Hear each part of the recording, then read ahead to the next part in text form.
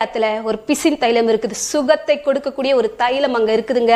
அந்த இடத்துல போனா கீழையத்துல ஒரு ரணவைத்தியன் இருப்பார். ஆகையினால தான் சொல்லுகிறார், கீழையத்துல பிசின் தைலம் இல்லையோ, ரணவைத்தியனும் இல்லையோ, என் குமாரத்தியாக என் ஜனம் ஏன் சொஸ்தமடையாம போறாங்க, குணமடையாம போக காரணம் யாரை பற்றி கொள்ள வேண்டுமோ அவரை பற்றி கொள்ளாதபடிக்கு, யார் சுகத்தை அளிப்பாரோ அவரை நாடி தேடாதபடிக்கு, எனக்கு உதவி செய்வார் உண்டு என்று சொல்லி தேவனுடைய சகாயத்தை நாடாதபடிக்கு, மற்றவருடைய சகாயத்தை நாடி தேடுகிற அந்த ஜனங்களுடைய வாழ்க்கையில என்ன பண்ணாதுன்னு சொன்னா, காயங்கள் ஆறாது, குணம் உண்டாகாது, சுகம் உண்டாகாது. தேவன் வருத்தத்தோடு சொல்லுகிறார், நான் சுகத்தை அளிக்கக்கூடியவர் அல்லவா, நீ ஆராதிக்கும் பொழுது தேவன் உனக்கு சுகத்தை கொடுப்பார். ஆலயத்துல போயிட்டு முழங்காற்படியிடும் பொழுது தேவன் உனக்கு சுகத்தை கொடுக்க அவர் வல்லமையுள்ளவராக இருக்கிறார். அவர் எப்பேற்பட்டவர் சொன்னார், நானே உன் பரிகாரியாகிய கர்த்தர் என்று சொல்லி அவர் ஆசீர்வதிக்கிற தேவன். அப்பத்தின் தண்ணீரை ஆசீர்வதித்து வியாதியை விளக்கக்கூடிய ஒரு தேவன். உன் வியாதியை விளக்கக்கூடியவர் எங்க இருக்கிறாருங்க?